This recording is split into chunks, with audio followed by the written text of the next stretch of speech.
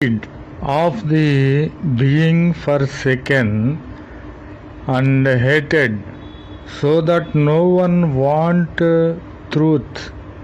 I will make thee an eternal excellency, a joy for generation to generation. Amen. Praise the Lord.